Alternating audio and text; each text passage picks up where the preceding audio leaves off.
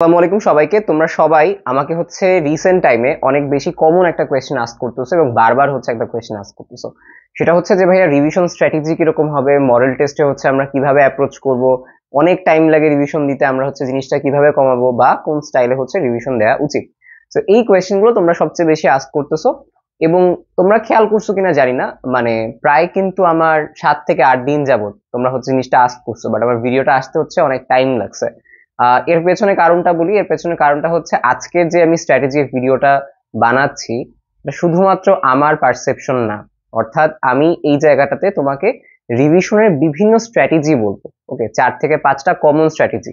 ওকে, আমি অনেকের সাথে কথা বলছি, কয়েকজনের ভিডিও নিছি, যেটা এই ভিডিওর পরপর কয়েকজনের সাথে আমি সাক্ষাৎকার নিছি, আমার ফ্রেন্ড যারা। ওকে, তো তাদের রিভিশন স্ট্র্যাটেজি কেমন ছিল এগুলো আমি দিব। অর্থাৎ রিভিশন নিয়ে আমার একটা সিরিজই টাইপ বলতে পারো আসবে।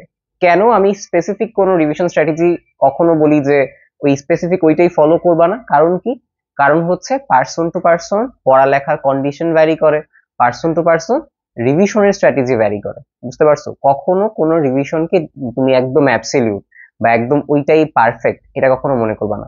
ওকে, প্রত্যেকটা রিভিশনই মানে রিলেটিভ একটা জিনিস। এবং তোমাকে আজকে আমি কয়েকটা, মানে একদম কয়েকটা যদি তোমাকে বলি, অনেকগুলো স্টেপই দেখাবো যে কে কে কি কি করছে, আমি সবার সাথে কথা বলে যেগুলো পাইছি। এবং এরপরে তোমার যে জিনিসটা মনে হবে যে না ভাইয়া এটা আমার সাথে ম্যাচ করতেছে বা এটা আমার জন্য বেটার হবে, তুমি ওইটাই ফলো করবা। ওকে, আমি তোমাকে ঢালাও ভাবে কখনো একটা রিভিশন স্ট্র্যাটেজি বলবো না।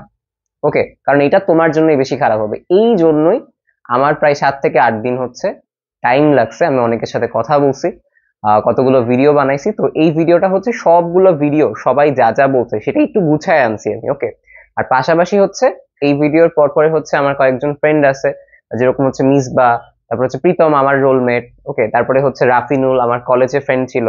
তো এরকম আরো কয়েকজনের, তারপর জাকারিয়া নবম হয়েছিল জাতীয় মেধায়। তো এরকম আরো কয়েকজনের আমি ভিডিও নিছি। আমার যারা জুনিয়র ছিল, যেরকম তোমার বিভিন্ন মেডিকেলে আছে, চিরাগ মেডিকেল, জিয়াউর রহমান মেডিকেল, তাদের সাথে কথা বলছি। ইভেন যারা চান্স পায় নাই ভাগ্যের কারণে বা অন্য কোনো কারণে, তাদের আসলে কি ল্যাকিং ছিল সেগুলো নিয়ে। ওকে, সো অনেকক্ষণ কথা বলছি, আমি ডিরেক্টলি স্টার্ট করি রিভিশন স্ট্র্যাটেজির আজকের ভিডিওটা। প্রিফেস শেষ, একটু বড় হইতে পারে, এই জন্য আমি আসলে অনেক বেশি সরি। আমি গাইডলাইন ভিডিওগুলো ছোট করার ট্রাই করি, কারণ গাইডলাইন তো ভাই এতক্ষণ দেখার কিছু নেই। বাট তারপর আমি আসলে একটু ডিটেলে বলার ট্রাই করবো, যেহেতু এটা কি ইম্পর্টেন্ট ইস্যু। ওকে, তো তোমরা কেউ আশা করি কিছু মনে করবে না। আচ্ছা, সো প্রথমেই বলা হয়েছে রিলেটিভ ব্যাপার স্যাপার আমাদের এইটা। আচ্ছা, এখন কন্ডিশনটা তোমাকে বলি। তোমার কন্ডিশন দুইটা হইতে পারে, একটা তোমার সিলেবাস এখনো শেষ হয় নাই, আরেকটা হইতে পারে তোমার সিলেবাসটা আহ আমরা বলতে পারি শেষ হয়ে গেছে। দুইটা কন্ডিশন হইতে পারে। এখন যেটা, তোমাদের কিন্তু এখনো ফাইনাল মডেল টেস্ট শুরু হয়নি। ওকে, ফাইনাল মডেল টেস্ট কেমন শুরু হয়নি, তোমাদের মনে হয় 5 তারিখ 6 তারিখ এরকম টাইম, অর্থাৎ প্রায় তুমি আরো 1 সপ্তাহের মতো টাইম পাবা। তো যাদের অলরেডি সিলেবাস শেষ হয়ে গেছে, তোমরা এই যে টাইমটা পাচ্ছ, ঠিক আছে, এই যে 6 দিন 7 দিনের যে টাইমটা পাবা এক্সামের আগে, প্রথম এক্সামের 2 দিন বাদ দিয়ে, আগের যে টাইমটা আছে, এই টাইম ফ্রেমে তুমি ট্রাই করবা তোমার যে জিনিসগুলো উইক পয়েন্ট আছে। লাইক তোমার মনে করো আজকে আমি বায়োলজি পড়বো, আমার বায়োলজি সবচেয়ে উইক পয়েন্ট কোনটা? সমন্বয় নিয়ন্ত্রণ। ওকে, তাহলে আমি সমন্বয় নিয়ন্ত্রণে যাব, সমন্বয় নিয়ন্ত্রণটা একটু ভালো মতো পড়বো, কোন জায়গায় সমস্যা। লাইক পুরো চ্যাপ্টারে তো সমস্যা না, প্রত্যেকটা একটু দেখবা, দেখার পরে সমস্যাগুলা এই 6 দিনে, মেইন যে বেসিক সমস্যাগুলো যেগুলো একদমই মনে হইতেছে যে ভাই আনকমন লাগতেছে, তো ওইগুলো আগে পড়বা। এটা যাদের সিলেবাস শেষ। আচ্ছা, এবার আসো যাদের সিলেবাস বাকি। সিলেবাস বাকির ক্ষেত্রে তোমার মানে কন্ডিশনটাও সেম। তোমার যেগুলো সিলেবাস বাকি আছে, ওকে, নট লাইক যে তোমার যে চ্যাপ্টার গুলো আগে পড়া হয়েছে, ভাই আমার তো তাড়াতাড়ি রিভিশনে যেতে হবে, রিভিশন 2 মাস না দিলে চান্স পাবো না। তো এইগুলোর অনেক মিথ বার্স্টিং হবে, অনেকের সাক্ষাৎকার আছে, ঠিক আছে, এভারেজে সবাই 1 মাসে দিছে, এভারেজে সবার 1 মাস রিভিশন হয়েছে। মানে তোমার এখনো 50 দিন আছে ভাই, তোমার 20 দিন সিলেবাস করার মতো আছে, প্যানিক কেন করবা? তো দেখো, প্যানিক ছাড়া পড়লে ভালো মতো হবে সবকিছু, ঠিক আছে। তো মেন কথা, সিলেবাস বাকি মানে কি, তোমার এই যে মিড টাইমটা আছে, এই 6 দিন বা 7 দিন এক্সাম শুরু হওয়ার আগে, এই টাইমে তুমি তোমার যেগুলা বাকি আছে সব যেহেতু শেষ করতে পারবে না, তোমার এমন হইতে পারে 70% সিলেবাস শেষ হয়েছে, তোমার এমন হইতে পারে 80% হয়েছে। তো ট্রাই করো যতটুকু বাকি আছে অতটুকু এই টাইমে আস্তে আস্তে শেষ করো। নট লাইক ভাই আমার 6 দিন আছে আমি সব 20% হাবিজাবি করে পড়ে ফেলছি, না। তোমার আস্তে আস্তে শেষ করো, দরকার হলে ফাইনাল মডেল টেস্ট যখন মিড টাইমে চলে আসছে বা ফাইনাল মডেল টেস্ট চলে আসছে প্রায় প্রায়, মানে ধরো ওই সাবজেক্ট ফাইনাল পেপার ফাইনাল শেষে একদম, তখনও যদি শেষ হয় সমস্যা নাই। কিন্তু যেটাই প্রথমবারের মতো পড়তেছে সুন্দর মতো শেষ করো। মানে কোয়ালিটি একটা ম্যাটার করে কোয়ান্টিটির চাইতে। ওকে, সো এটা নিয়ে প্যানিক খেও না।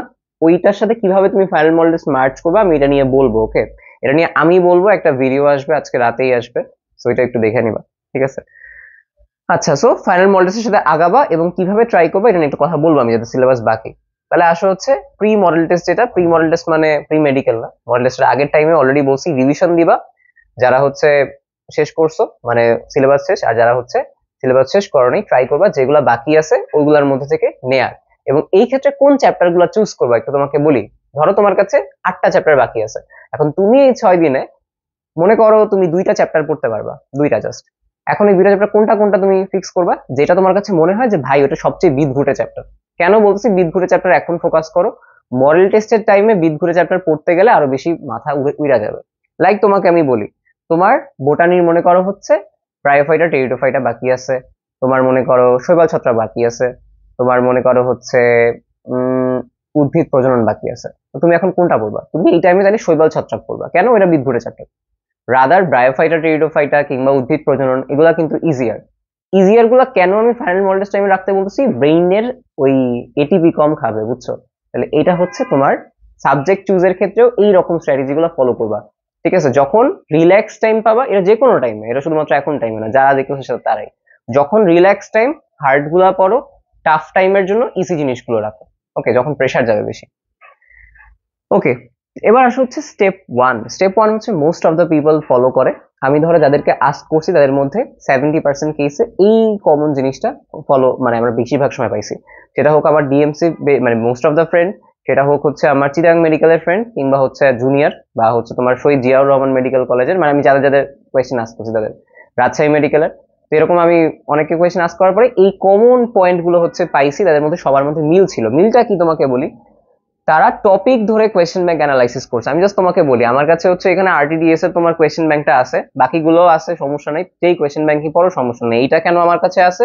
কারণ অলরেডি আমি আরটিডিএস এ আছি, আমার কাছে রিসেন্ট ইয়ারের কোয়েশ্চেন ব্যাংকটা আছে, এইটাই আমার কাছে। আমার টাইমে রেটিনা মেডিকো এগুলা ছিল, তো এটা নিয়ে কোনো মানে সমস্যা নাই, ঠিক আছে? আমি জাস্ট এটা দেখানোর জন্য, আর কিছু না, কোনো মার্কেটিং না, কেউ মনে করো না। আচ্ছা, তো এখানে হচ্ছে ধরো আমি জিনিসটা হচ্ছে তোমার, ধরো আমি এখন কোনটা করবো, ধরো আমি এখন বের করলাম হচ্ছে যে আজকে আমি হচ্ছে হাইড্রা পড়বো, তো আমার হাইড্রা অলরেডি বের করা আছে। এখন আমি কি বলছি, টপিক ধরে কোয়েশ্চেনটা রিভিশন করবা। তো তুমি এখন এখান থেকে হাইড্রাটার টপিকে বের করবা, ঠিক আছে? যে হাইড্রা আছে, গেলাম হাইড্রার। এখানে প্রথম কোয়েশ্চেন আসছে মেডিকেল 23-24 নিচের কোন কোষ যে কোনো ধরনের কোষে পরিণত হতে পারে, ঠিক আছে? মানে হচ্ছে এটা কোথা থেকে আসছে? হাইড্রার কোষ থেকে। তাহলে তোমার আইডিয়াটা কি আসলো যে আচ্ছা হাইড্রার কোষ থেকে অনেক কোয়েশ্চেন আসে। ওকে, তাহলে হাইড্রার কোষে যাবা। হাইড্রার কোষে যাওয়ার পরে তুমি দেখলা কি যে হাইড্রার এপিডার্মিস বা বহিত্বকের কোষ এবং কোষের কি কাজ নিয়ে কোয়েশ্চেনটা আসে না? কাজগুলো পড়তে থাকো। পেশি আবরণী কোষ হচ্ছে বিভাজনে সক্ষম, তারপর এখানে বিভিন্ন কাজগুলো লেখা আছে, পড়বা। ইন্টারস্টিশিয়াল কোষ এটা হচ্ছে এই কাজটা করে। সংবেদী কোষ এটা এই কাজটা করে। ওকে, এবং এটা কি করবা, এটা হচ্ছে নট লাইক যে প্রত্যেকটা লাইন পড়তেছো, তুমি এইভাবে কাজটা করবা। তুমি অলরেডি দাগায় ফেলছো না? তোমার দাগানো বই আছে না, তাই না? তো ওই দাগানো লাইনগুলোতে বেশি ফোকাস করবা। লাইক জিনিসটা এরকম, তোমাকে বলি, এখানে অনেকগুলো লাইন আছে সংবেদী কোষ লিখে, এগুলো পেশি আবরণী কোষের ফাঁকে ফাঁকে সমকোণে বিক্ষিপ্তভাবে ছড়ানো থাকে, এই সেই লেখা আছে। তুমি এই লাইনগুলো যেহেতু কম ইম্পর্টেন্ট, চোখ বুলাবা খালি, এই যে জাস্ট কি পয়েন্ট গুলো দেখবা, কারণ অনেক সময় রিডিং করতে গেলে, বেশি মুখস্থ করতে গেলে টাইম কনজিউমিং হয়, বুঝছো? তারপরে মনে করো এইভাবে করতে করতে আমার একটা লাইন এখানে দাগানো আছে, আমার নিজের বই দাগানো। নিজের বই দাগানো আমি পছন্দ করতাম, আমি কোচিং এর বই ইয়ে করতাম না, যেগুলো আমার সমস্যা ছিল এগুলো দাগাতাম। তো গ্রন্থি কোষের এইখানে আমার একটা কাজের মধ্যে দাগানো ছিল, ধরো এই যে মিউকাস ক্ষরণ করে, এগুলো দাগাইনি আমি, কারণ এগুলো ইজি ছিল। এইখানে একটা লাইন আমার দাগানো ছিল, বুদবুদ সৃষ্টি করে ভাসতে সাহায্য করে। তাহলে এটা যেহেতু আমার দাগানো আছে এখানে, আমি জাস্ট চোখ বুলাইতেছি, জাস্ট আমি এই পয়েন্টে ফোকাস করলাম, আচ্ছা এটা দেয়া আছে, দেন আমি এটা একটু জোরে পড়লাম রিডিং, বুদবুদ সৃষ্টি করে ভাসতে সাহায্য করে। বুদবুদ সৃষ্টি করে ভাসতে সাহায্য করে কে? গ্রন্থি কোষ। শেষ, এইভাবে। বুঝতে পারছো? তাহলে মেইন কথা হচ্ছে টপিক ধরবা, কোন জায়গা থেকে কোয়েশ্চেন আসে, দেন হচ্ছে সলভ করবা। বা হচ্ছে তোমার দাগানো বই তো অলরেডি একবার তো পড়ছো, তাই না? একবার তুমি জেনে ফেলছো যে কোন জায়গা থেকে কোয়েশ্চেন আসে, তখন কিন্তু তোমার আর কোয়েশ্চেন ব্যাংকটা লাগতেছে না। তখন তোমার কিন্তু অলরেডি জানো যে আচ্ছা এখানে এখানে কোয়েশ্চেন গুলো আছে, এখান থেকে এখানে আসে জিনিসগুলো। তাহলে ওইভাবে কুইকলি একটু চোখ বুলে দেন হচ্ছে কোয়েশ্চেনে আটকায়, দেন হচ্ছে একটু পড়বা, ঠিক আছে? তাহলে টাইমটা কম লাগবে। আর সেকেন্ড যে কাজটা, এইভাবে করলে দেখবা হচ্ছে অনেক কম টাইম লাগবে। লাইক তুমি তখন সব পড়তেছো না, তাই না? তখন তুমি হচ্ছে জাস্ট ইম্পর্টেন্ট জায়গাগুলো দাগানো আছে দেখতেছো, দেন তোমার সেকেন্ড স্টেপটা, সবাই যে কাজটা করছে প্রশ্ন সলভ করছে। কিভাবে প্রশ্ন সলভ করছে? এখন প্রশ্ন সলভটা not like practice book solve করে আর কি, ঠিক আছে? কারণ এখন তোমার মেইন টার্গেটই হচ্ছে যতই তোমার ওই অন্য নোট থাকুক, যা মন চায় তাই থাকুক, মেইন কথা এই মোমেন্টটা এসে বইয়ের চেহারা মাস্ট দেখবা, বইয়ের চেহারা দেখে রিভিশন দিবা, ঠিক আছে? নট কোনো গাইড, নট কোনো, এই যে আমি যদি এখানে ডাইজেস্ট কম্পেনিয়ন বুক রাখা আছে, বাট নট কোনো গাইড, নট কোনো মানে কম্পেনিয়ন বুক, কিছুই না। তোমার কাজ হবে, আমি ভাই বইয়ের চেহারাটা দেখো, বইয়ের চেহারা দেখাটাও অনেক ইম্পর্টেন্ট, বুঝতে পারছো? এটা দেখার পরে প্রশ্ন সলভ কোথা থেকে করবা? কোচিং এর বুক এখন না, এখন তুমি ডিরেক্টলি এক্সাম বেসড প্র্যাকটিস করবা। কিভাবে? ধরো তুমি হচ্ছে তোমার কাছে কোচিং থেকে কিন্তু বেশ কিছু ম্যাটেরিয়ালস দিয়ে দিবে, আবার তুমি হচ্ছে এখন অফলাইন এক্সাম দিতে যাবা। তো ধরো তোমার কাছে হচ্ছে কালকে 12টা চ্যাপ্টার এক্সাম আছে, তুমি এইভাবে 7টা চ্যাপ্টার পড়ে গেছো, বাকি 5টা কিভাবে মানে কম্পাইল করবে আমি বলবো, বাট 12টার মধ্যে 7টা পড়ে ফেলছো, তো 7টা এইভাবে পড়ে দেন তুমি পরের দিন এক্সাম দিতে যাবা। ওকে, এবং তুমি পরের দিন বোটানির একটা অফলাইনে এক্সাম দিবা, যেটা তুমি একদম লাইভ এক্সাম দিবা। আরেকটা বোটানি, ধরো প্রথমটা যেটা বোটানির, তুমি আরেকটা এক্সাম দিবা হচ্ছে বাসায় এসে, বুঝতে পারছো? যে প্র্যাকটিস মানে কোয়েশ্চেন গুলো দেওয়া আছে না, ওইখান থেকে কোয়েশ্চেন গুলো প্র্যাকটিস করবা। এখন যদি বলতে পারো ভাই আমার কাছে বাসায় প্র্যাকটিস কোনো বুক নাই, মানে প্র্যাকটিস হচ্ছে কোনো কোয়েশ্চেন নাই আমার কাছে, তখন তুমি একটা কাজ করবা, তোমার যে প্র্যাকটিস বুকটা আছে না, ওইটা ওপেন করে টাইম ধরে এক্সাম দিবা।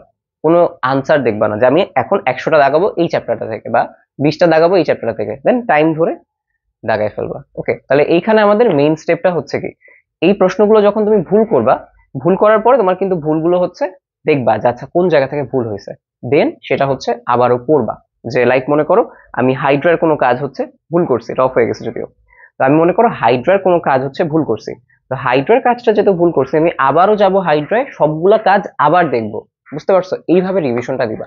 ওকে, অনেক কিছু এখানে বলছি, আমি একটু প্যাক আপ করি। স্টেপ 1 যেটা most of the people solve করে, নাম্বার 1 হচ্ছে কোয়েশ্চেন ব্যাংক ধরে সে বইয়ের থেকে জিনিসটা রিভিশন দিবে কুইকলি।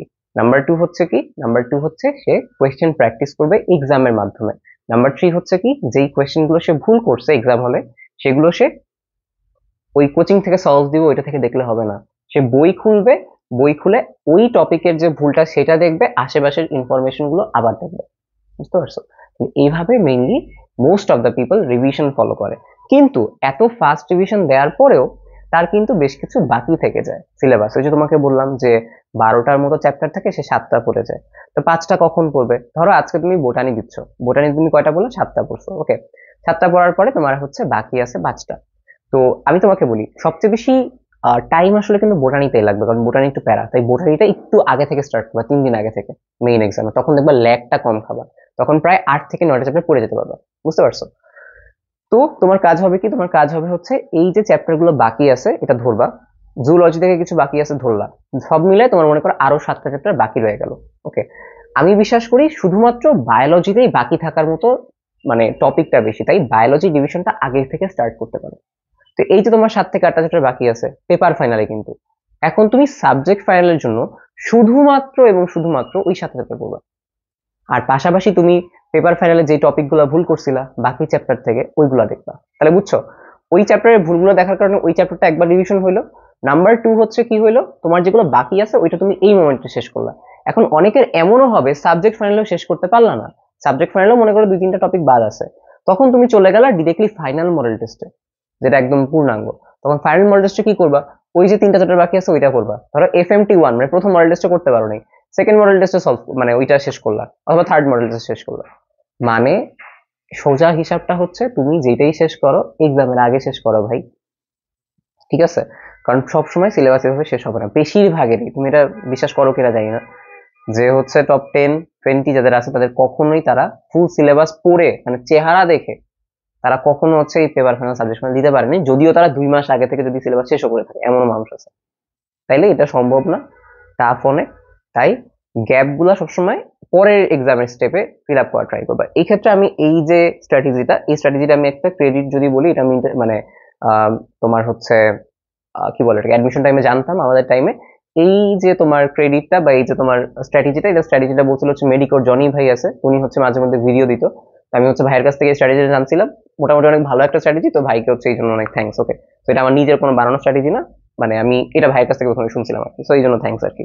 আচ্ছা, এবার হচ্ছে তোমার সেকেন্ড স্টেপ, এটা হচ্ছে প্রীতম ঘোষ।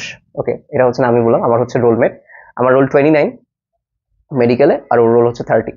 তো ওর স্টেপটা হচ্ছে কি, ও 1.5 মাস আগে সিলেবাস শেষ করছে এবং ও 4 থেকে 5 বার তোমার রিভিশন দিচ্ছে। ওর রিভিশনটা খুবই কুইক রিভিশন। ও কিভাবে করতো, ও ধরো কোচিং এর যে বইগুলো স্পেসিফিক্যালি বলছে, ওর মেডিকোর কম্পেনিয়ন বুক ছিল মনে হয়, ওইখান থেকে স্পেসিফিক কোনো গ্রেডিং এর টপিক গুলো দেওয়া ছিল। আমি ট্রাই করবো তোমাদের এক্সামের আগে টপিক গুলো নিয়ে একটা ভিডিও বানানোর, ওকে? মানে সামনে এক্সাম আমার নিজেরও, তো একটু এই জন্য প্যারা হয়ে যেতেছে।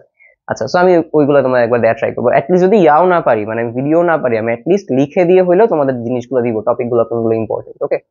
তো এই যে তোমার টপিক গুলো আছে, ও ওই টপিক গুলা ধরতো, একদম স্পেসিফিক জায়গা থেকে টপিক বেশি আসে ওইটা ধরে ও বলছে যে ও প্রায় 50 মিনিটের মধ্যে খুবই কুইক রিভিশন দিত এক চ্যাপ্টার। যে ও বলছে যে ও কোষের গঠন করতে ওর 45 মিনিট 50 মিনিটের মধ্যে জাস্ট যে জায়গায় কোয়েশ্চেন আসে সেটা। নাম্বার টু কি করতো, ও যখন পুরো এই যে মাস পড়ে আসছে না, ও উইক পয়েন্ট গুলো দেখতো, যে ওই চ্যাপ্টারের কোন জায়গায় উইক পয়েন্ট। সাপোজ মনে করো ট্রান্সক্রিপশনের সমস্যা আছে, ও ট্রান্সক্রিপশনটা আরেকবার দেখতো। লাইক ওর রাইবোজোমের সমস্যা নেই, রাইবোজোম ওরকম দেখবে না, জাস্ট চোখ বুলাই যাবে এরকম, বুঝতে পারছো? তো এই জিনিসটাও করছে। তো ও কি করতো, নিজের উইক পয়েন্টটা দেখতো এবং হচ্ছে কুইক রিভিশন দিত। আর ও প্রচুর মডেল টেস্ট দিত, ঠিক আছে? ও প্রচুর মডেল টেস্ট দিত। ও হচ্ছে তোমার যে কোনো কোচিং আছে, আমি ওর ভিডিওটাও দিব, আর একটু বেশি ডিটেলে পাবা। তো হচ্ছে প্রচুর মডেল টেস্ট সলভ করতো, আর হচ্ছে ওই মডেল টেস্ট দেওয়ার পরে ভুল দেখতো। তাহলে স্টেপ ওয়ানের সাথে ওর ডিফারেন্সটা কি, ও আর একটু ফাস্ট রিভিশন দিত, টপিক ধরে আরো ফাস্ট রিভিশন দিত। নাম্বার টু হচ্ছে কি, ও অন্য সবার চাইতে একটু বেশি মডেল টেস্ট দিত, বুঝতে পারছো? এটা জাস্ট ওর ডিফারেন্স। এটাই স্টেপ ওয়ানের থেকে, মানে স্ট্র্যাটেজি ওয়ানের থেকে স্ট্র্যাটেজি টু খুব বেশি ডিফারেন্স না, বাট একটু হচ্ছে ডিফারেন্স, ও খুব ফাস্ট রিভিশন দিতে পারতো, এটাই। তো এটা হচ্ছে তোমার প্রীতমের ক্ষেত্রে ভিডিওটা দিয়ে দিলে আর একটু ক্লিয়ার হবে। Step three, Misba. মিসবার হচ্ছে সিলেবাস, মিসবা হচ্ছে আমার ডিবেটেড টিমমেট, মানে হচ্ছে আমি বিতর্ক করি, তো বিতর্কর হচ্ছে আমার টিমমেট। তো ও হচ্ছে চিরাং থেকে আসছে, ওর সিলেবাস শেষ হয়েছে এক্সামের 10 দিন আগে, বুঝতে পারছো? ওর ভিডিওটা হচ্ছে আজকে ইনশাল্লাহ দিয়ে দিব। তো ওর ভিডিওটা আমি তোমাকে বলি যে ওর ক্ষেত্রে কি হয়েছে। ওকে আমি সবার আগে আস্ক করছিলাম যে আচ্ছা তুই যে 10 দিন আগে সিলেবাস শেষ করলি, তুই ফাইনাল মডেল টেস্ট আর এইটা কিভাবে মানে ম্যানেজ করছিস? তো ওর কথার মূল ভাবটাই এটা। ধরো আজকে সরি, ধরো কালকে ওর জুলজি পরীক্ষা।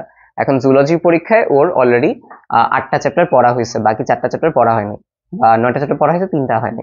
ও কি করবে, ও হচ্ছে 9টার মধ্যে যেটা ওর সমস্যা আছে, 9টার মধ্যে সব একদম সমস্যা এমন, 9টার মধ্যে অনেক আছে যে ভাই ইজি পারি, আপাতত রিভিশন ছাড়া যাবো। তো ওই রকম চ্যাপ্টার বাদ দিয়ে যেগুলো একটু সমস্যা, যেগুলো একবার পড়ছে অলরেডি, ওইটার জন্য সে হচ্ছে কিছু টাইম রাখতো। সেটার জন্য মনে করো হাফ টাইম বা হচ্ছে 60% টাইম সে রাখতো রিভিশনের টাইমে। বাকি 40% টাইমে ওর যে পড়া বাকি আছে না 3টা চ্যাপ্টার, ওইটা পড়ার ট্রাই করতো, ওকে?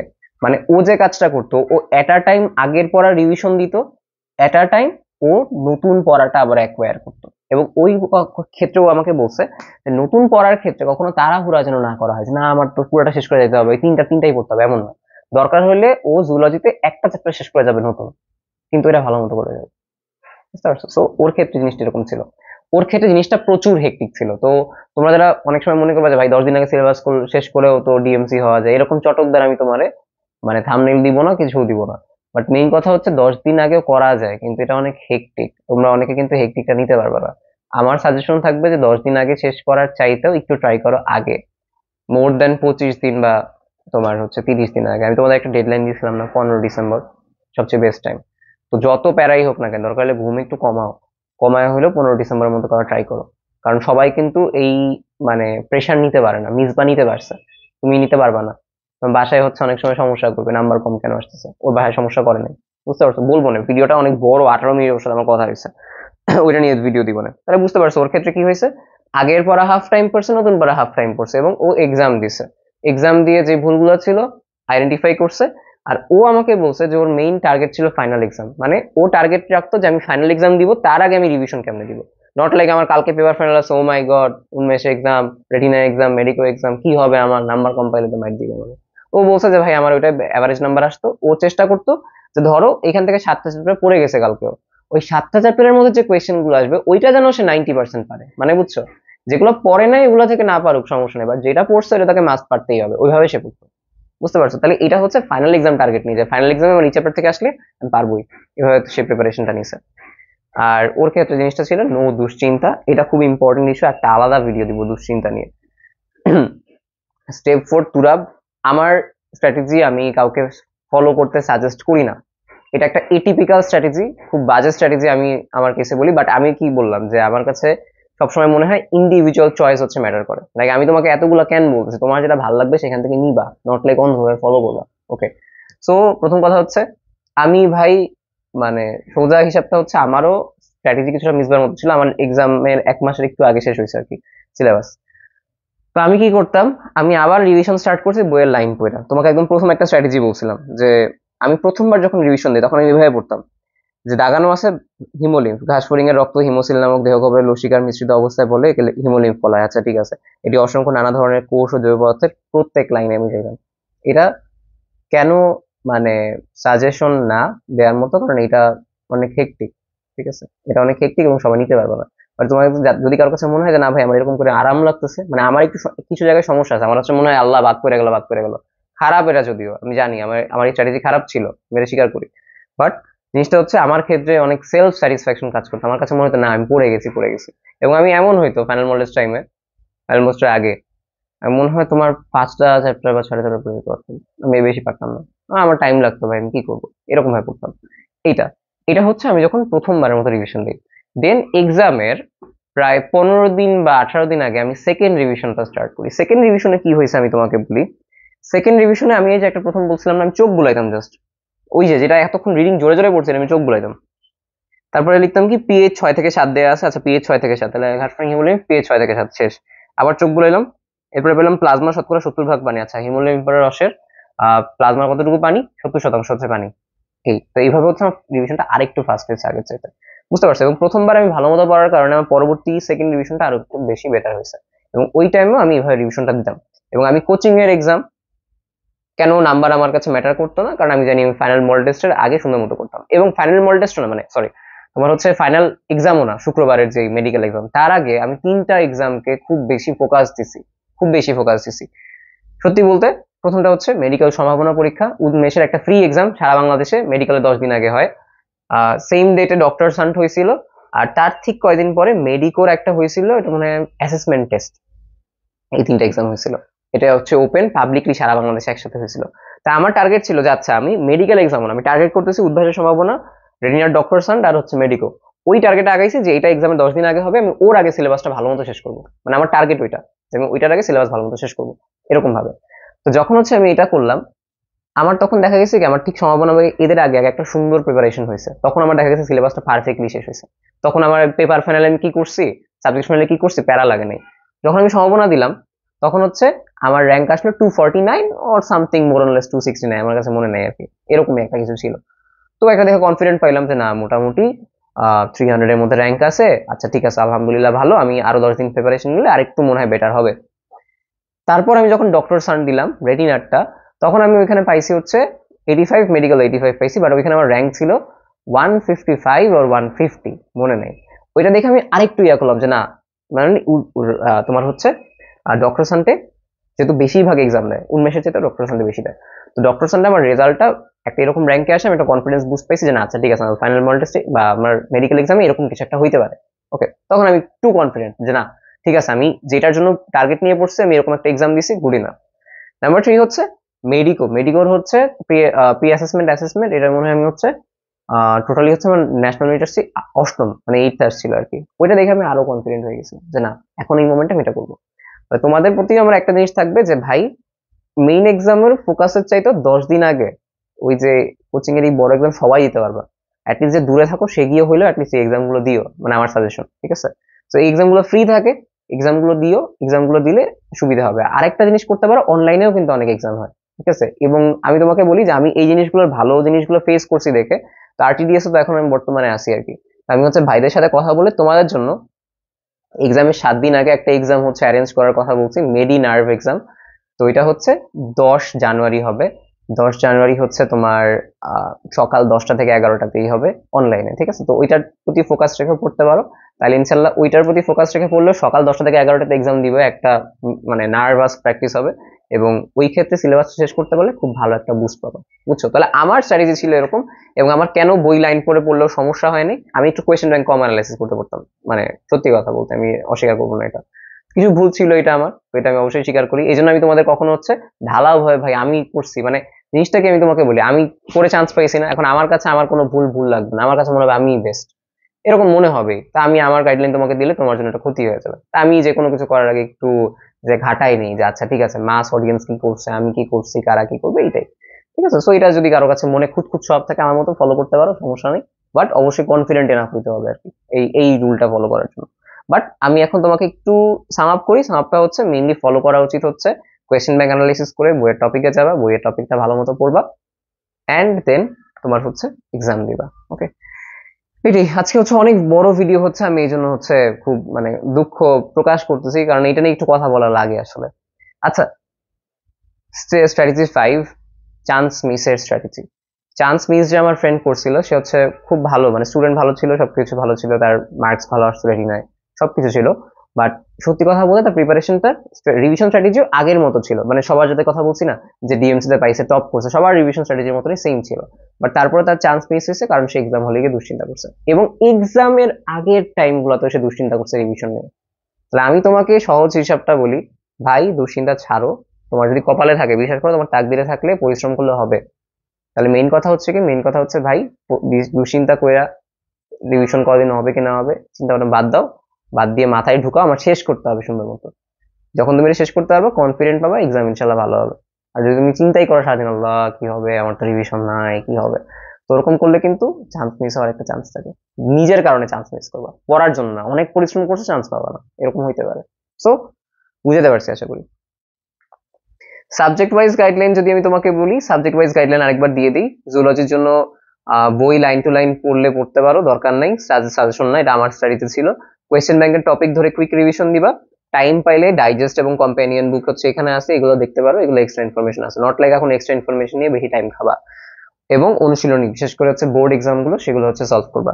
আর হাইব্রিড মডেল হচ্ছে আমার সেকেন্ড টাইমের যে রিভিশনটা ছিল সেটা, কুইকলি হচ্ছে চোখ বুলায় যে জায়গায় ইম্পর্টেন্ট সেই জায়গায় হচ্ছে টাইমটা ফোকাস করতে পারো। জুলজি বোটানি সেম, ফিজিক্স এবং কেমিস্ট্রি সবার আগে রিভিশন দিবা হচ্ছে অনুশীলনী, তারপরে বইয়ের যে জায়গাগুলো আছে একদম তোমার ইম্পর্টেন্ট লাইনগুলো সেগুলো দেখবা, স্ট্র্যাটেজি 1 2 3 এর মতো, আর প্র্যাকটিস করতে হবে প্রচুর পরিমাণে, সেটা হচ্ছে এক্সাম দিয়ে দিয়ে। জিকে ইংলিশের জন্য সবার আগের কাজ করবা হচ্ছে কোয়েশ্চেন ব্যাংক ধরবা, কোয়েশ্চেন ব্যাংক ধরে মেডিকেল, ডিইউ, বিসিএস সবার আগে বারবার পড়বা, নট লাইক জিনিসটা এমন ওইখান থেকে কমন আসবে ডিরেক্ট, তুমি এটার যে রুলস গুলো আছে সেটা ভালো মতো পড়বা। এবং জিকে এর জন্য তুমি যে জিকে বইটা অলরেডি পড়ছো, একটু ব্যাখ্যা সহকারে মুক্তিযুদ্ধের পার্টটা ওইটা একটু দেখবা যে কোন জায়গায় কি আছে, ওটা চোখ বুলাবা ভালো মতো। ওকে, আর আগের দাগানো যেটা বললাম সেটা হচ্ছে চোখ বুলাইতে হবে। সিকোয়েন্সের ক্ষেত্রে বললাম যে তোমার যদি এক্সাম বাকি থাকে তাহলে স্ট্রং এর যেগুলো তুমি অলরেডি পড়ছো সেগুলো তুমি 65% টাইম দিবা, যেটা একদম পড়ো নাই 35% টাইম দিবা, এটা হচ্ছে মেইনলি দিতে পারো, বা তোমার সুবিধা অনুসারে পার্সেন্টেজ আগে পিছিয়ে করতে পারো যে তোমার জন্য কোনটা ভালো মার্কস হচ্ছে আনতেছে। ওকে, আর সিকোয়েন্স হচ্ছে কি নিজের পছন্দ মতো সাবজেক্ট যেটা আগে পড়তে ভালো লাগে, তোমার কাছে যদি মনে হয় যে আমি বোটানি আগে পড়ো পড়ো, তোমার যদি মনে হয় যে আমি জুলজি আগে পড়বো পড়ো, ফিজিক্স আগে পড়বো পড়ো, বাট একটা জিনিস চেষ্টা করো সবসময়, ফাইনাল রিভিশনের আগে যেগুলো তুমি অনেক কুইকলি ভুলে যাও, যেই চ্যাপ্টারটা বা যেই সাবজেক্ট সবচেয়ে কুইকলি ভুলে যাও লাস্টে রাখবা, যেটা অনেক দিন মনে রাখতে পারো লাইক ফিজিক্স আগে ধরো, যেটা মনে করো কম মনে রাখতে পারো বোটানি লাস্টের দিকে রাখো, বুঝছো? তাহলে দেখা যাবে ওই একবার রিভিশন দিয়ে এক্সামে হচ্ছে ভালো মতো ইস করা যাবে। ওকে, ফাইনাল টিপস বেশ কিছু রিভিশনের জন্য, ভিডিওতে আসবেই অনেক কিছু কথা হবে রিভিশন নিয়ে, আমি সবচেয়ে বড় এবং সবচেয়ে বড় রিসার্চ করছি আর কি, সত্যি কথা। সো টিপস হচ্ছে মোবাইল কম কিভাবে করবা, যদি চাও একটা ভিডিও দিতে পারি আমি কিভাবে কম চালাইছিলাম আর কি। নাম্বার 2 হচ্ছে রিভিশন ক্লাস, এটার ক্ষেত্রে একটু ছোট করে বলি, ভাই দেখো অনেকগুলো রিভিশন ক্লাস আসছে মার্কেটে, ফাইন, সমস্যা নাই, ভালো, বাট প্লিজ আমার একটা অনুরোধ থাকবে, রিভিশন ক্লাস লাইভে দেখো, দেখার ট্রাই করো কম, সত্যি কথা বলতে। তোমার যদি মনে হয় যে না ভাই আমি মানে রিভিশন ক্লাসগুলো আসলে কিন্তু মেনলি তোমাকে দেখানো হবে, রিভিশন ক্লাসগুলো আমার সাজেশন থাকবে একটু লাইভে কম করার ট্রাই করো। তুমি যদি দেখতে চাও যে কোন জায়গা থেকে আসছে, তাহলে তুমি হচ্ছে রেকর্ডে যাও, টেনে টেনে দেখো একটু, কারণ এই মোমেন্টে তুমি 2 ঘন্টা ক্লাস করবা রিভিশন ক্লাস, তার চাইতে বৈশা 2 ঘন্টা বাসায় রিডিং করো, মাথায় সেট হয়। ক্লাস করলে একটা সমস্যা হচ্ছে মাথায় সেট হইতে টাইম কম, মানে টাইম লাগে বেশি, রিভিশন ক্লাস এমনিতেও হচ্ছে ফাস্ট হবে। ওকে, তাহলে রিভিশন ক্লাসের ক্ষেত্রে বলবো যে রিভিশন ক্লাস হ্যাঁ গুড ইনাফ, অনেক ভালো ভালো রিভিশন ক্লাসও আছে। ওকে, এবং আমি একটা মানে কি বলে তোমাদের কাছে একটা অ্যাপোলজিও করতে চাই, সেটা হচ্ছে যে তোমাদের জন্য রিভিশন ক্লাসের জন্য আমি মানে ওই র্যাপিড রিভিউ সিরিজটা আসলে কমপ্লিট করতে চাই, বাট এটা হচ্ছে খুব সম্ভব 24 ব্যাচে পুরোটা হবে না। 25 ব্যাচ, মানে 25 ব্যাচ একদিক দিয়ে, আমি 25 ব্যাচ যখন রিভিশন ভিডিও গুলো বানাবো 25 ব্যাচকে বা যারা সেকেন্ড টাইমার হবে তাদের জন্য আমি এতটুকু বলতে পারি, তোমাদের লাস্ট মোমেন্ট রিভিশনের জন্য আমি ইনশাল্লাহ 55 চ্যাপ্টারের যে র্যাপিড রিভিউ এটা কমপ্লিট করবো তোমাদের 25 ব্যাচের এক্সামের আগে। 24 ব্যাচ কেন পারতেছি না, 24 ব্যাচ না পারার কারণ হচ্ছে আমার নিজের প্রফ এক্সাম আছে, বুঝতে পারছো, মানে আমি আমার ডাক্তারি জীবনের প্রথম এক্সাম 15 ডিসেম্বর থেকে শুরু, তো আমি যদি নিজে মানে এক্সামে ডাব্বা মারি তাহলে আমার বাসায় মাইর দিবে, বুঝছো? তো এইটার জন্য আমার একটু তোমাদের কাছে অ্যাপোলজি যে আমি পুরোটা তোমাদের 24 ব্যাচে কমপ্লিট করতে পারতেছি না। রিভিশন ক্লাস যেটাই তোমরা দেখো এখন, যে একটু টেনে দেখো, মানে টাইম যেন একটু কম খাও, নিজের সেলফ স্টাডিতে টাইম দিও, এটা কিন্তু খুব ইম্পর্টেন্ট। সারাদিন ক্লাস করতে গেলেই পড়ার টাইম পাবো না, এখন ক্লাস করার চাইতো নিজের পড়ার টাইম। ওকে, বুঝতে পারছো আশা করি। যদিও আমাদের নিজেদেরও হচ্ছে রিভিশন প্রোগ্রাম আছে, বাট আমি তারপরেও সবসময় মানে আত্মসমালোচনা করতে পছন্দ করি। ওকে, সো এটাই রিভিশন ক্লাস অবশ্যই ভালো, অবশ্যই তুমি এই জিনিসটা বুঝতে পারবে, কারণ সবাই বুঝতে পারবে না যে কোন জায়গা থেকে পড়তে হবে। বাট সেটা হচ্ছে লাইভ ক্লাসে দেখো না, ওকে, রেকর্ড দেখো, ভালো হয় তাহলে। আর যদি কারো মনে হয় ভাই রেকর্ড সমস্যা হয়, লাইভে টিচারদের কোয়েশ্চেন করতে আস করে, তাইলে লাইভ করো, তাইলে সমস্যা নেই। বললাম সেলফ স্টাডি বাড়ানো। নাম্বার 4, ভয় কমানো। ভয় না কমাইতে পারলে তুমি ধরা খাবা, সোজা হিসাব। ভয় কমাও, বিশ্বাস রাখো নিজের উপরে, পরিশ্রম করো। যদি তোমার তাকদিরে থাকে, আল্লাহ যদি তোমার কপালে রাখে, এটা হবে। যদি না হয়, তোমার জন্য বেটার কিছু আছে, এইটা ট্রাস্ট করো। আমার সারাদিন ডাক্তার হইতেই হবে, অনেকবার চিন্তা করো ভাই আমার ডিএমসি হইতেই হবে, না, তোমার চান্স পাইতেই হবে, এই চিন্তাও বাদ দাও। তোমার ডিএমসি হইতে হবে, এই চিন্তাও বাদ দাও। তুমি একটা রাখবা যে মানে কি বলে এটাকে, তোমার হচ্ছে একটা ইচ্ছা থাকবে যে না ভাই আমি ডিএমসি তে চান্স পাইতে চাই, যদি আল্লাহ আমার কপালে রাখে হবে ইনশাল্লাহ। ওকে, এটা তোমাকে প্রেশার দিবে না, মোটিভেট করবে। কিন্তু তখন যখন তুমি চিন্তা করবে ভাই ডিএমসি ছাড়া কোনো কথাই নেই, মেডিকেল ছাড়া কথাই নেই, ওই প্রেশারে পড়লে এক্সাম খুব খারাপ হবে, বুঝতে পারছো? আল্লাহর উপর ভরসা রাখো, ভালো মতো পড়ালেখা করো, টেনশন কম করো, তাইলে ইনশাল্লাহ ভালো কিছু হবে। ওকে, আমি ভিডিওটা প্রচন্ড লং বানাইছি হয়তো, আমি এই জন্য আসলেও অনেক সরি। বাট জিনিসটা হচ্ছে কথা বলতে বলতে অনেকগুলো কথা ছিল, তোমরা অনেক কিছু আস করো, সেই জন্য ভিডিওটা লং হয়েছে। আশা করি সবাই বুঝতে পারছো। ভালো থাকো, সুস্থ থাকো। সবাই হচ্ছে আমার জন্য দোয়া রেখো, যেন আমি অ্যাটলিস্ট আমার প্রথম ডাক্তারি জীবনের এক্সাম 15 ডিসেম্বর তোমাদের আগে শুরু হবে, মাঝখান থেকে থাকবো না তোমাদের মাঝখানে। তো দোয়া রেখো যেন ভালো মতো পাস করতে পারি। আর 25 ব্যাচের জন্য ইনশাআল্লাহ রিভিশন নিয়ে অ্যাটলিস্ট কোনো টেনশন করতে হবে না, আমি আমার র্যাপিড রিভিউ সিরিজটা হচ্ছে পুরো কমপ্লিট করবো, 24-এর জন্য ইম্পর্টেন্ট গুলো করে দিব ইনশাআল্লাহ। আল্লাহ হাফেজ সবাইকে, ভালো থাকো, সুস্থ থাকো।